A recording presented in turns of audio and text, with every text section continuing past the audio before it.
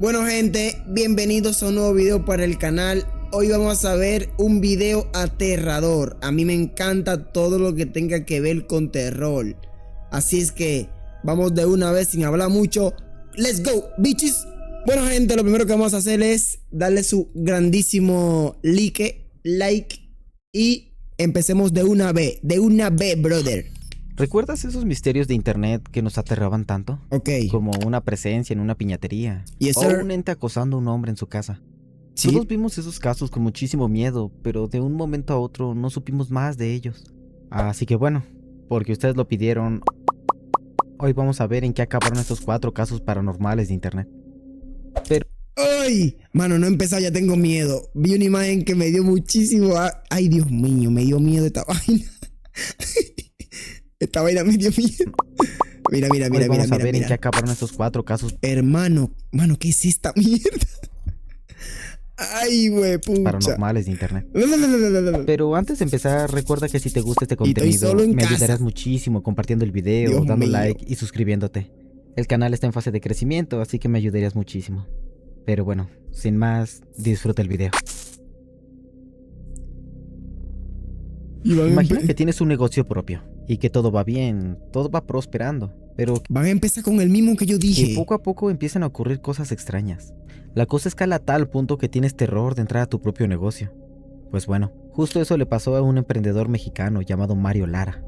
Mario Lara es originario de Guadalajara, Jalisco. En 2020 abrió su propio negocio donde vendía piñatas personalizadas y todo tipo de artículos para fiestas. Mario era un tipo carismático y trabajador. Subía a su Facebook fotos y videos de cómo su negocio iba creciendo poco a poco. Todo parecía ir perfecto, pero de pronto empezaron a ocurrir cosas extrañas en su piñatería. Todo empezó con este post. Mario grababa una piñata en la oscuridad con veladoras a sus lados. Y nos cuenta que la piñata amaneció tirada y que alguien le dijo que le pusiera veladoras y rezara. Y que incluso había llamado a un padre para que bendijera su negocio. Y a ver, esto parecería muy exagerado. El hecho de que haga todo esto porque simplemente la encontró tirada pareciera mucho. De hecho, en los comentarios mucha gente también piensa que es algo exagerado. Pero algo que quizá Mario no nos contó es que puede que él ya hubiera tenido problemas anteriores con esa piñata.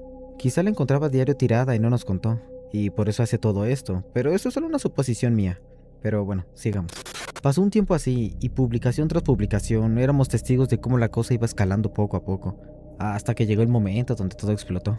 Y es que la noche del 18 de octubre a Mario le llegaron notificaciones de movimientos en las cámaras, y al revisarla la cámara vio esto.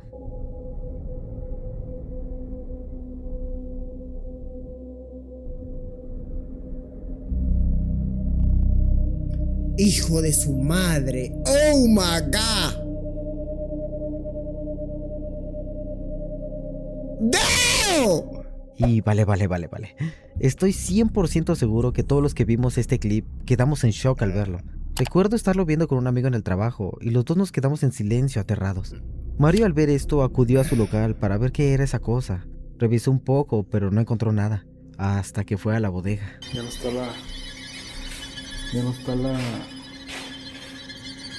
quitamos la veladora por cuestiones de seguridad.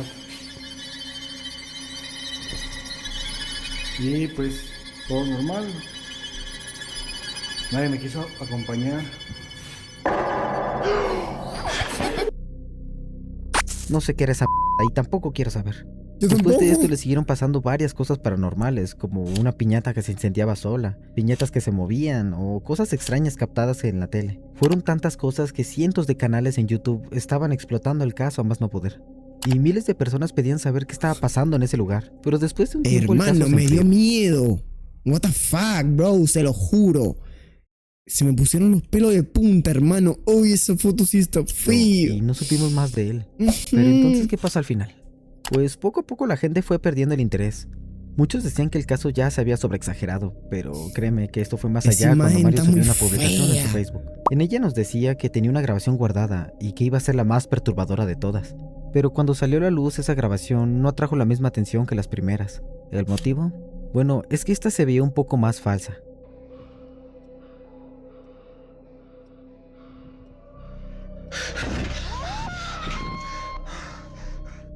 Pero no me malinterpretes, cuando tú la ves esa grabación por primera vez, sí te saca un susto, te impacta, pero ya que la vuelves a ver, notas cosas raras, como que el supuesto espectro pareciera traer una máscara puesta, o que el grito que se escucha como ahogado, como si algo estuviera obstruyendo la boca. Hermano, yo no puedo mirar eso, bro. Esto debido a la máscara.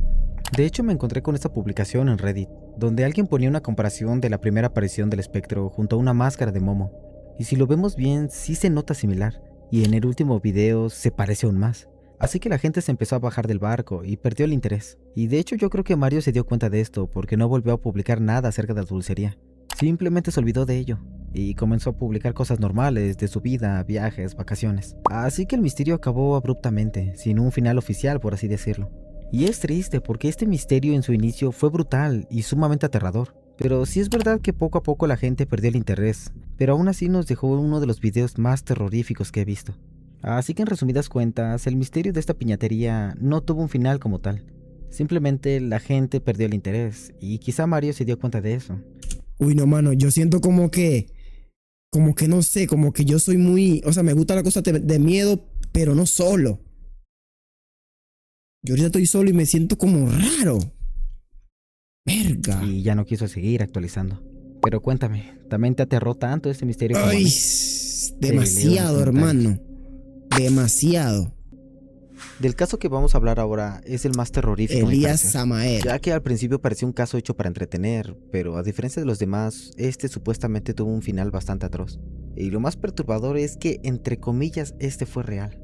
Y estoy hablando del caso de Elías Samael. Nos vamos a 2022. Un hombre llamado Elías empezó a subir videos esotéricos a TikTok. En ellos podíamos ver cómo Elías tenía sesiones de Ouija, con velas, luces apagadas, todo muy tétrico. Preguntaba cosas como, ¿estás allí? ¿Cómo te llamas? Pero tengo Quiero miedo. comunicarme contigo. Y ya desde aquí podemos ver que Elías estaba queriendo hacer algún tipo de contacto. Y podemos afirmar esto porque después comenzó a subir más videos, pero ahora haciendo rituales más elaborados y serios. Quemaba hierbas e inciensos, y él decía que documentaba todo esto para que viéramos que era real. Pero el caso se hizo más popular con este video. Y es que en él Elías nos cuenta una historia de cómo encontró un libro y un amuleto enterrados. Básicamente dice que lo contrataron para poner una cerca en el campo, y que al escarbar encontró una caja de metal, y dentro de ella había un libro y un amuleto, y un pergamino con una advertencia que decía: aquel que se atreva a leer este libro deberá usar el amuleto que está junto a él, o de lo contrario, los guardianes del libro tomarán su cuerpo y lo despedazarán. Creo que la mayoría al leer esto dejarían el libro ahí donde lo encontraron, Obvio. pero Elías decidió quedárselo y usar el amuleto. Luego de esto, Elías comenzó a hacer videos más extraños, algunos advirtiendo de cosas que pasarían en el futuro, como si se tratara de algún tipo de profeta. En otros nos daban tutoriales de cómo invocar seres del más allá, y en todos los videos vemos que siempre lleva consigo el amuleto. Pero, ¿qué era ese amuleto? Bueno, pues me puse a investigar en múltiples foros y páginas esotéricas, y más o menos esto es lo que pude encontrar. Y es que en el amuleto podemos ver la estrella de Salomón, el cual es un símbolo muy usado en grimorios medievales, como la clavícula de Salomón. En magia salomónica sirve para invocar, controlar o protegerse de espíritus y demonios. Y se supone que el fondo negro, más la forma del círculo del amuleto, refuerza el aspecto de contención mágica. Así que básicamente el amuleto era como un escudo protector. Así que vale, eso es lo que pude encontrar yo del amuleto.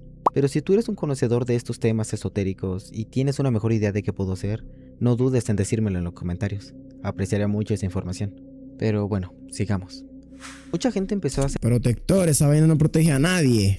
teorías sobre Elías, sobre qué había invocado, de qué era el libro. Incluso se decía que Elías le había hecho algo muy atroz a su padre, pero nunca hubo una evidencia de nada de esto, solo eran teorías. Elías siguió haciendo rituales y parece ser que sí logró invocar algo, porque le empezaron a pasar cosas verdaderamente horribles, como manifestaciones en su casa, incluso en su trabajo. La cosa llegó a tal grado que incluso en un video pareciera estar poseído por aquella entidad. Y en sus videos se le podía escuchar aterrado y rezando el Padre Nuestro. Parece ser que sí logró invocar algo tan siniestro que ni el amuleto lo pudo proteger, ya que poco después Elías tuvo un destino bastante oscuro. Pero entonces, ¿qué pasó al final? ¿Todo esto era real? ¿O todo era un caso muy bien armado? Vale, aquí todo se pone un poco confuso porque hay varias versiones. Primero está la del youtuber Adexon.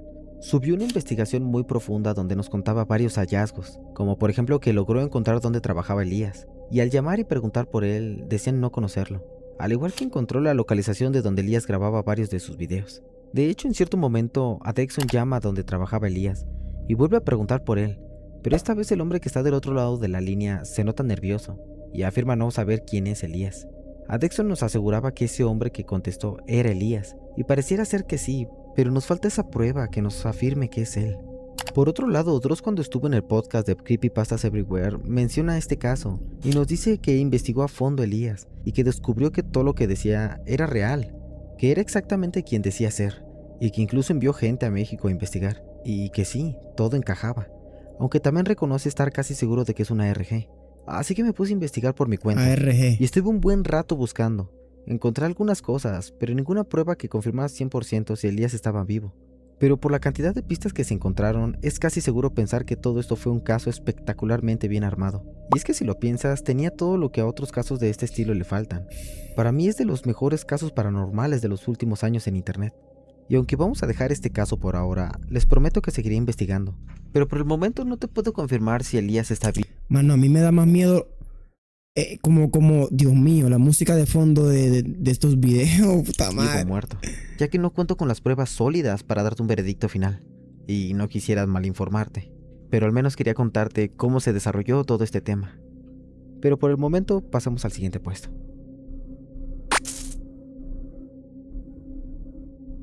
¿Recuerdas el caso de Carlos Name? Fue muy popular allá por 2019, pero antes que nada aclaremos algo. Y es que el mismo Carlos Name reconoce que esto fue 100% entretenimiento. Así que ya desde el vamos sabemos que todo esto era como una ARG. Así que bueno, vamos al principio de todo. Y es que en 2019, Carlos Name empezó a publicar unas historias en Instagram, relatando que había pasado algo extraño, ya que alguien había robado a su perrita, pero pocos días después apareció dentro de su casa como si nada, y que incluso encontró varias cosas tiradas en su jardín, como ropa, cigarros y una libreta con miles de planas de puras letras sin sentido. Pero la cosa fue escalando poco a poco. Le llegaban mensajes de texto con coordenadas, escuchaba ruidos afuera de su ventana, hasta incluso encontraba cosas fuera de lugar dentro de su casa. Y aunque todo parecía muy extraño, créeme, se pone aún más raro, ya que empezó a ser acosado de sobremanera, aunque de maneras un tanto extrañas. De hecho, la más random fue que alguien puso su casa en venta en Mercado Libre. Él juraba que ni él ni nadie de su familia la había puesto en venta. Fue con la policía múltiples veces, pero estos no le ayudaban mucho. Las cámaras de seguridad de su casa empezaron a captar cosas que incluso parecían sobrenaturales. Y a partir de aquí le pasan docenas y docenas de cosas a Carlos. Tantas que si te contara todas, el video duraría más de una hora, ya que tiene cientos de historias dándole seguimiento al caso. Así que vamos a saltarnos un buen pedazo. Y en resumidas cuentas, empezó a escuchar muchas cosas raras en su casa, al igual que cosas aparecían y desaparecían. Su perra se notaba cada vez más apagada, como si estuviera enferma. No, pero igual ya él dijo que esto es entretenimiento, o sea, es falso. Las cosas se puso peor cuando incluso alguien entró a su casa. Hasta se vio flotando a sí mismo en una grabación. Todo esto que le pasaba lo relacionó con un símbolo extraño que aparecía en su casa. Apareció en una ventana y en un cuadro de su mamá. Incluso lo llegó a ver en ropa de extraños cuando estaba de compras. Y a la vez este símbolo lo relacionó con un hotel donde se había quedado, llamado SLS, Satan Love Sinners. Así que dedujo que supuestamente una secta iba tras él. Y digo supuestamente porque esto nunca se confirmó al 100%.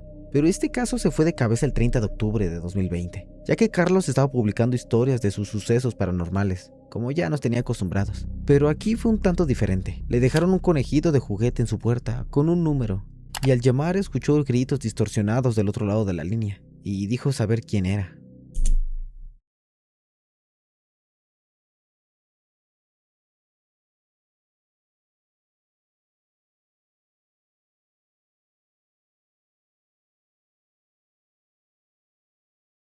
Y dijo que era Jonathan Galindo.